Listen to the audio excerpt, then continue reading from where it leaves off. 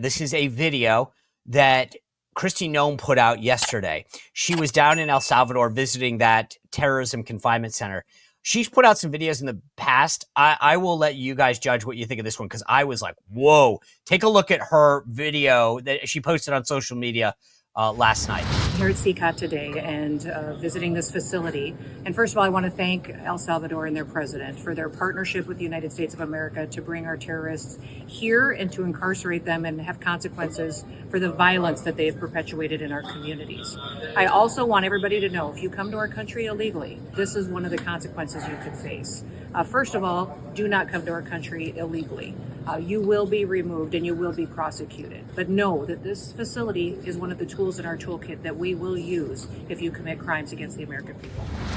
Stigall, that scared me. I was like, yeah. Those dudes in the prisons, there's like 400 in there with like no sheets on like metal bunks floor high. And I'm like, they all scare me and they're behind bars. Yeah, it's a badass look. Kristi Noem saying, hey, I wrote badass in the we're going to shave you and we're going to throw you in a cage with the rest of these animals if you try it. So you're on notice. It's just wonderful. I asked this morning rhetorically on my own show, who was this for exactly? What was the visual? Why'd they do it? I mean, they don't do anything by accident. You know this, you're in messaging. That was clearly, right? I think that was twofold. It was one, we're not messing around for the American public, those who have suffered at the hands of these vile creatures. And number two, those that are here illegally. You better pack your things or you're going to wind up in a cage behind me too. Damn.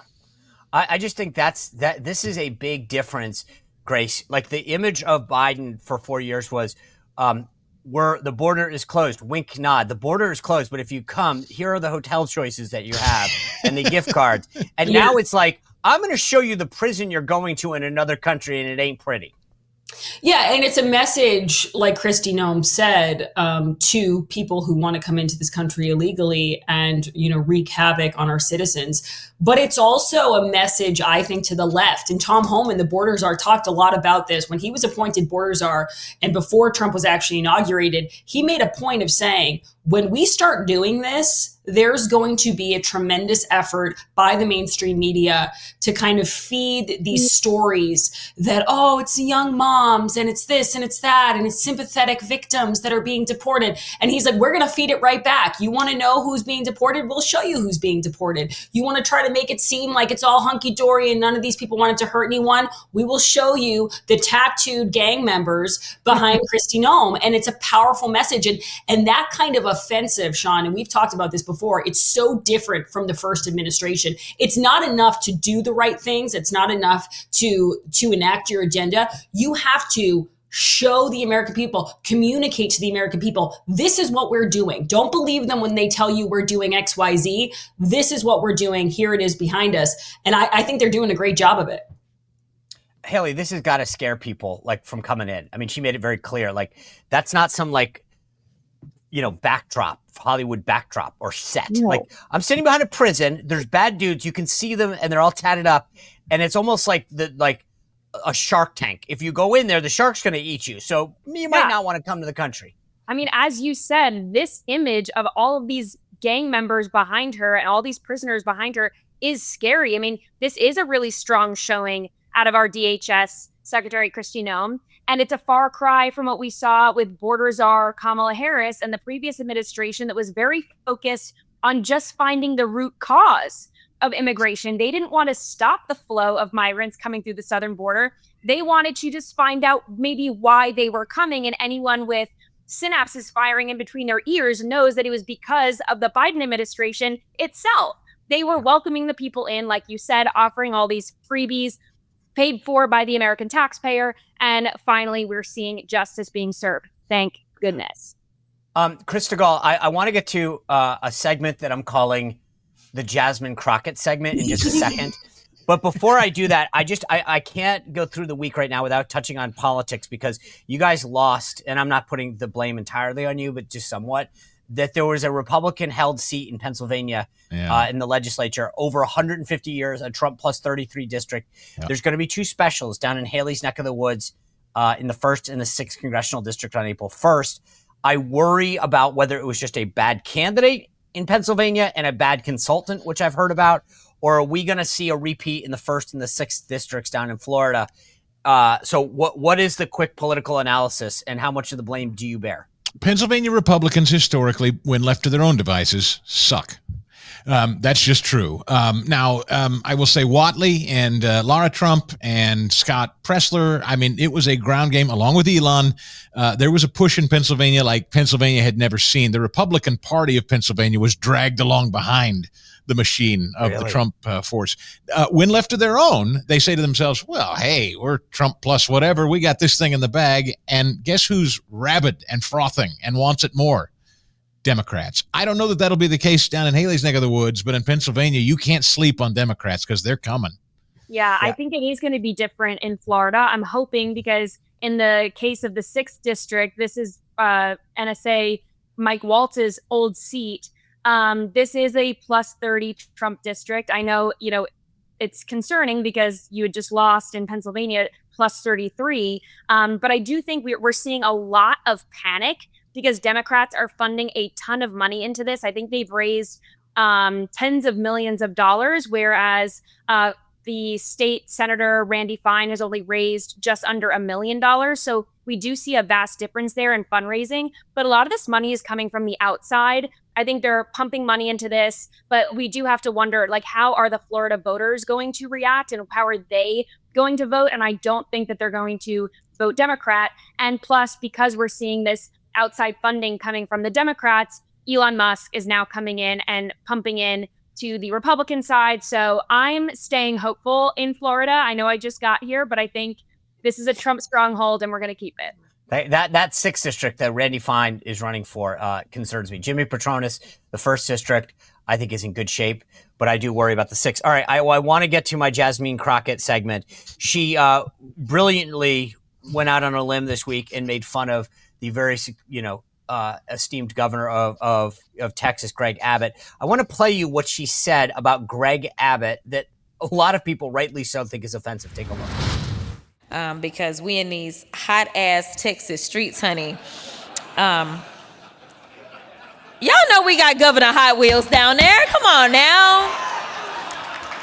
And the only thing hot about him is that he is a hot-ass mess, honey. So yes. Grace, he's in a wheelchair. I mean, again, I can't believe the lack of... I mean, I know we're outraged, but no one on the Dem side is being asked about this. No. And the backdrop of the human rights campaign, step and repeat behind her. She's at this fancy LA dinner and they're eating up this joke about making fun of Greg Abbott for being in a wheelchair. I wouldn't think that crowd would be so into that. It's so insane. And I love this woman. I love Jasmine Crockett. I think she's a gift to Republicans. Everything she says, I'm like, oh my Lord. And the funniest part of this, well, there's two parts that one people are talking about, which is the fact that she tried to walk it back and say, I was talking about the wheels on the trucks that take illegal aliens out. I don't know. I couldn't even explain it to you if I tried. I'll let Hayley or Chris try to do that one. But then it came out that she's actually been liking Hot Wheels stuff about him since 2021. So this is not something that was new. Oh, I didn't know that.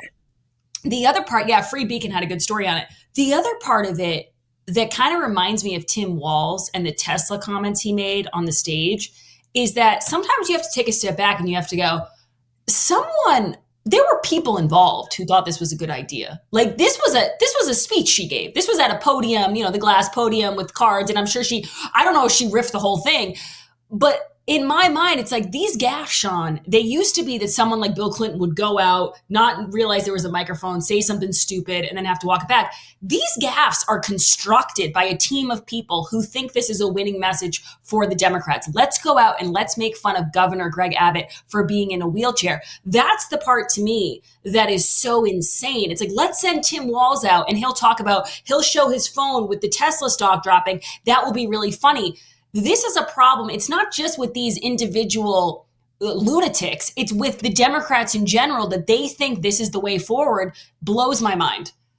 All right. I want to do a quick rapid round before we get to our winners and losers of the week. And so just please try to keep this quick because 23andMe has filed for bankruptcy. Any of you worried about the data like out there? I've never done it. It was never allowed in the military. But I just think these are the consequences of this stuff. Everybody thinks it's cute. It's like going on TikTok. It's like, guess what? This is what happens. No, the only time I'm swabbing anything is in the doctor's office. I'm not willingly giving my DNA to some random company. And this isn't in the instance of 23andMe, but it does beg the question, like, where are you sending this data? Ancestry.com is owned by BlackRock. So I think COVID kind of like woke people up to the fact of, who is owning these companies. So we've seen this downward trajectory in Ancestry.com and in 23andMe. So it's not a surprise that it's going bankrupt, but there's a question now of like, where does this data go? Who's buying it? What happens next? And that's really, really scary. It also, as a business model, never occurred to me until I was reading about it. Of course, you don't need it more than once. It's a terrible business model, something you buy once and never again. Check my DNA again. Maybe it's changed this week. Someone should have thought that one through. That one didn't even occur to me. Yeah. I'll be the idiot on the panel, and I'll say, I did it. I did. I get it. know. I did it years ago. And it was, I was probably in my early 20s and I wanted to see, and it was so the rage. And I'm admitting it, like big. No.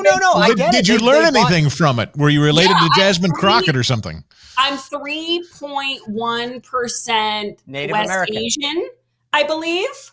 A lot of Baltic out there. I did learn a little bit, but like, would I do it again? No, but hey. All right. Yes or no for these quick ones. April 5th, there's a TikTok deadline that the government has to act. Does the government ban TikTok or do they kick the can down the road? Hayley, kick or ban? I hope they kick it down the road because my entire show is based on scrolling on TikTok and reacting to social media videos. I love TikTok. So I hope that they kick the can down the road. Chris, ban or kick? They kick because of people like Hayley. I guarantee it. Grace, kick or ban? Kick. Reconciliation bill. Does it get passed or is this going to, Ron Johnson said yesterday, no bueno. Reconciliation bill, does it pass the Senate? Yes or no? Hayley? Yes.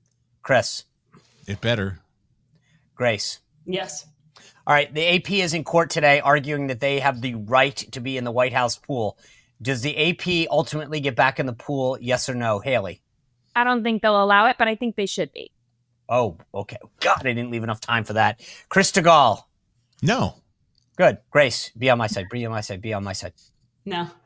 Okay, good. Yeah, we go down a whole thing. All right. Winners and losers. I'm going to start with Grace Curley. Who do you think the winner and the loser is of the week? Okay, so winner, I mentioned him earlier in the show. I think the cut's going to blow up tomorrow and over the weekend is Doug Collins just destroying. I looked at it. It's good. Caitlin Collins, it's a masterclass in how to handle CNN and how to handle these media, these, faux outrage people. And loser, I was going to go Jasmine Crockett, but I already talked a lot about her. So I'll go Disney with Snow White. Like that was a huge, I was hoping it was going to bomb. It's been a huge disaster for them and it just keeps getting messier. So big time losers. Good. I've got a video, by the way, coming out this weekend on both Jasmine Crockett and Snow White that I think are going to be fun. Chris Stigall, winner and loser. Winner, Eric Schmidt, senator from Missouri, who didn't get the attention he was due this week, but had some extraordinarily important hearings on government censorship and the NGOs that have been censoring voices, particularly through COVID. But why that's important is hugely important. I encourage everybody to go back and pay close attention to what Eric Schmidt said in his opening statement and what came out of that hearing. Loser is this Goldberg, who continues to be a loser at The Atlantic. He showed himself to be an even bigger loser this week. Hayley Caronia, kick us off. Who do you got, winner and loser? Right. Winner is Men Everywhere because apparently Sydney Sweeney has called off her engagement and she is single. So she's a very beautiful actress. I think she's MAGA too. She has MAGA members. Yeah, she's MAGA family members. She got caught getting canceled because her family members were wearing Blue Line and MAGA hats. So thin Blue Line shirts, whatever. She is single. So good day for American Men Everywhere. So that's great. And then I would say the losers, those two illegal migrants who attacked a minor on the Royal Caribbean cruise One of them was HIV positive. They will be deported, thank goodness, but biggest losers, pedophiles are always losers. Yeah. I think Trump should do this. You will be deported. Like, instead of you're fired, you're deported. That could be the new tagline. All right. We should send pedophiles to that Kristi Noem prison. Oh, God, yeah. Yeah, they should have their own. By the way, really interesting that Hayley brought up men everywhere, because there's this whole British thing that I've been starting to read about toxic masculinity in Britain and the prime minister weighing in. It's an interesting thing over there. I try to learn more about Are there masculine British men? I don't know of any. Are there? That's why I think I was trying to figure that out myself. I do agree. Jasmine Crockett is the big loser. Jeffrey Goldberg gave her a run this week, no question about it. But my winner, and I'm surprised, normally everybody steals my stuff because I go last because it's polite.